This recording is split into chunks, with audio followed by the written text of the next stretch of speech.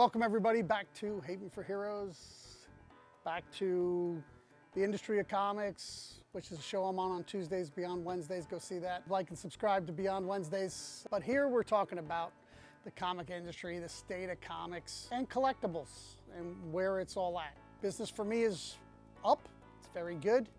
We aren't seeing the slowdown that a lot of other businesses are seeing, like in the food industry. I credit it mostly to the fact that comics have gotten good again.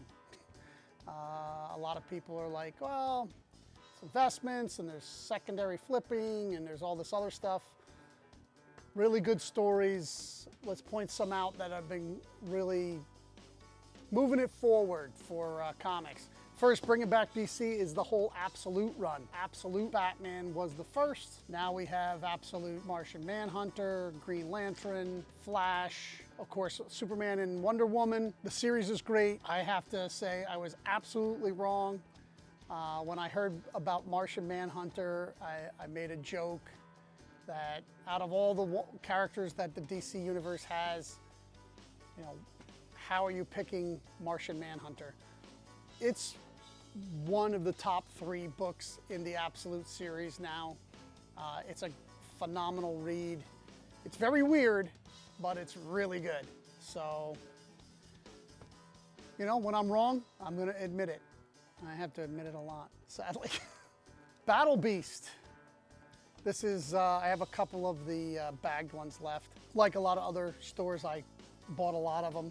I was like, oh, this is a gimmick, but I think it'll sell, so I bought a bunch. But the story is fantastic. You know, leave it to Robert Kirkman to, you know, come up with a gimmick and then surprise us with, you know, the gimmick pays off. It is a really good book. 2 came out and also sold out for me. I actually have to increase my numbers for number 3 because I'm completely sold out of number 2. Then we have, this came out this week. Whenever you're watching this, this is the week that we're talking about. Rivals, which is the video game that is blown up with all the kiddos, but they were smart. Video game took off. I'm not sold out of yet, but I'm close, and this is a hot book. Another character that they've re-brought back and that, you know, they announced last year, and there's been all kinds of Doom stuff. This is Bring On the Bad Guys, the Doom issue. Very cool. Of course, you have One World Under Doom, which is across the whole, not all the titles, but there's a lot of titles tied into One World Under Doom. From what I'm hearing from my customers, I of course haven't had a chance to read all of them. I should, but I haven't. But they're enjoying it and that it's a really good series. And then of course, we can't forget Mark Spears. Mark Spears on little old Keen Spot. They changed it, but Keen Spot is the publisher for this. This is the bagged issue with the card. His book has been phenomenal. It's really well written. The art is excellent. He's taken the world by storm. A lot of people are coming in and just asking for the Monsters book. And of course, he's been doing some covers for DC, and I've been bringing those in, and they've also been selling out. And you know, I'm not a big proponent of variants, but these are so good, you kind of can't resist. Those are the books that are kind of on fire from the companies that is making comics come back. I've signed up 4 new subscribers to boxes, which I hadn't done in probably 6 or 8 months. So that's a sign. It's a double-edged sword. Keeping subscribers happy, getting subscribers to come in on a regular basis and pick up their books. Without a subscriber management system that used to be at Diamond, it's still difficult to get all the books for all the people. I'm still trying to come up with a system that's 100%, but currently I'm on a system that's handwritten, and I'm trying to move to Square. Everybody says I can do it on Square, so we're going to try that out, but that will take some time to build. Okay, so some of the other things that are going on in comics. Stores are opening. There are stores closing. Think of it this way. Some of the stores that are closing is because the guys in comics are getting old, right? And they haven't fostered the business or fostered someone to come in and take over the business. So when they retire, it just closes. And it's a sad thing, but that's an opportunity for somebody to open up where that person has closed. Because if it's kept them in business for 30 years, if you can give the same type of service, you can make yourself a living there too.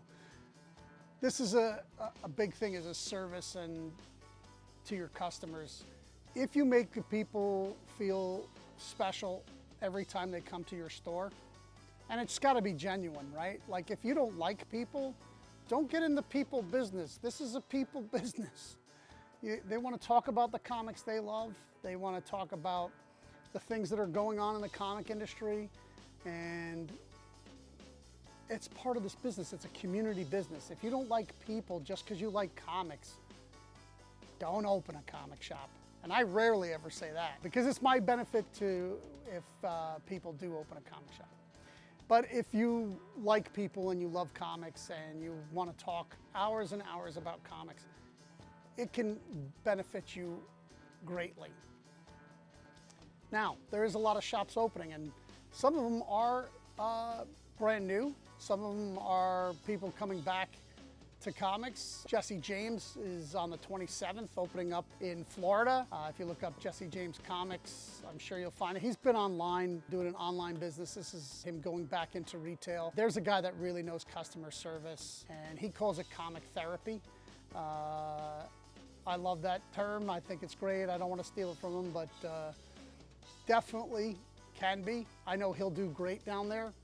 He's got some unbelievable stuff. If you're in Florida and he's not too far away, he's only like 45 minutes from Orlando or an hour or something like that. So in that general area, you should drive out because Mark Spears is going to be there signing on opening day, so that will be exciting. Now, my other buddy from Wonderworld Comics is opening an entirely new type collectible store, which is Cosmic Pop Retro. It's going to be in Ohio. I think it won't be open probably for a while. He just signed the papers to get the place.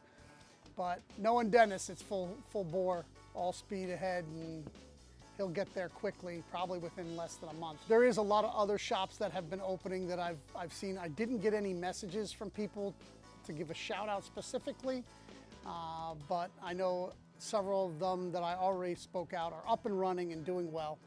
So go back and watch all those videos and catch all the openings of new comic shops. I'm going to be putting another list together and we'll do it again. Even if I've already mentioned them, they're going to get a mention again. We're going to keep mentioning them until, a whole video is just going to be of new comic book shops because that's what we want. We have a new grader in town. PSA has launched their comic book grading. You know how I feel about grading. It's just another company. They're looking to probably try to dethrone CGC. It could happen. It's possible. A lot of people say they still get the high, CGC still gets the most money for the grade. A similar grade by another company doesn't get as much money. Go back and watch my video where, the company GPA lists only CGC's numbers. This is what keeps them artificially ahead of other people. When your auction houses use only CGC to grade the books that come in raw, then it also keeps them artificially ahead of others because all of your highest sales at auction are going to be through Heritage, and Heritage uses CGC, so there you go. It's a different marketplace than just on eBay or somewhere like that. But PSA already has a relationship with a lot of auction houses. They may be able to leverage that into getting some of their books through there, which may get similar prices as CGC, which would cement them in. And then the other thing is that, look, if you have a book that's a 9.8 and it's not a CGC book, don't take any less than what the CGC book took for it. I mean, if you devalue your product by putting it up for a lesser amount, that's on you. That's like devaluing your brand or like training your customers to wait for sales. All these terrible, terrible things that that businesses do in desperation. Don't be desperate. That's the key, and everybody's like, always, whenever I meet somebody, they're like, wow, it's so much easier to say than do. I'm like, not really. You want to mitigate your risks, right? You don't want to overpay for books. I know a lot of guys that want to get the hottest books, and they'll pay a very high percentage, and then it only takes, oh, I didn't see it had a crease on the back, or 6 pages in, somebody wrote their name and I missed it when I was taking it in. Because, if it's a $1,000 book, you should be going through it page by page. But if it's a $100 book, maybe you're not. And so if you're paying up for those $100 books and then you find problems with them, you're going to get hurt. So you have to pay what I feel is the fair amount, which is 40%. Now, I have a lot of people, there's a lot of guys online. I think he's the mint collector, or not Gem Mint, it's the mint something. He's another guy that does all online, and he talks about how shops don't pay, but shops buy whole collections, right? He goes and he buys 3 books out of a collection. And he goes, oh, I pay up. Well, you're leaving them with the bulk, which they're really going to be sad about when they go to sell it and get 15 cents a book. So I don't like that. I never cherry pick. I buy the whole collection or I don't buy anything. Sometimes the collection is very small and it's curated. That's different. If somebody brings me in like a run or something like that and it's not their whole comic book collection, I will buy that. That is the collection that they're bringing me. So what I'm getting at in that whole buying collections point is there's a lot of collections coming in and I'm buying everything. I have no lack of getting collections no matter how much these guys on YouTube talk about it. It's funny, I saw also Bry's Comics talking about how some of our smaller channels were bringing up all the issues with CGC, which he's a CGC homer, and he's talking about how we make videos about CGC because it gets views. And then he's making a video about PSA where he was offered to be one of the first to use CGC, and he didn't do it. It cracks me up because he's doing exactly the same thing that he's like pointing us smaller YouTubers doing what he's doing, and we shouldn't do it because he needs the views or something. I don't know. But he's another guy I wouldn't trust as far as I could throw him. So there's that. I'm saying the comic futures is bright. Prices are coming down. Great for collectors. Everybody's like, oh, isn't that bad for you? No, not bad for me. I sell raw books. My prices are always down. Like, the raw books sell for less than the graded books. I know that because I'm not interested in the bag, right? I have a code. I live by it. I die by it. I've been 11 years in business with it. So people who have come and gone on Whatnot, people who have come and gone at the convention circuit, who are out of business, who've told me how I should run my stuff, are already gone. So when I go, people can say, he didn't know what he was talking about. Till then, I think I know a little something. There's 2 things in business that are everything: margins and volume. If you don't have margins, you have to have volume. If you don't have these 2 things, margins or volume, you're out of business. If you have margins and volume, your business explodes. You're on fire and you can expand. And it is very important to keep your eye on both of those. There's one other thing you have to keep your eye on, and that is expense, hence the 40%. If you're in a market that's on fire and you're buying at 60 and 80% and you don't have the volume to move those books, and it will change, when the market changes and it starts to go down, you now paid full market value if you paid 80% for a book and the market falls 20%. That's business 101. And If you're desperate to move it and you want top of the market for the book and you don't get it, you're going to have to sell it at a loss. And that also is just cash flow. You have a loss there. Now, you can write some of this stuff off, but I'm telling you that none of us are big enough to track every single loss on every single book to then take it off on your taxes at the end of the year, or that it would even make that much of a difference. What I'm saying is that business is not as hard as people try to make it sound. It is two most important things, margins and volume, and then a third of costs. That's it. If you can keep all those things juggled well, you'll be financially good for a long time. The future is bright for the collectible industry. Even when prices go down, there's still room.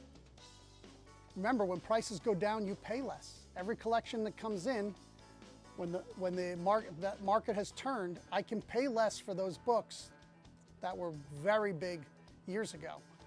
And if I'm paying less for them, yeah, I might be getting less, but that cash flow, right?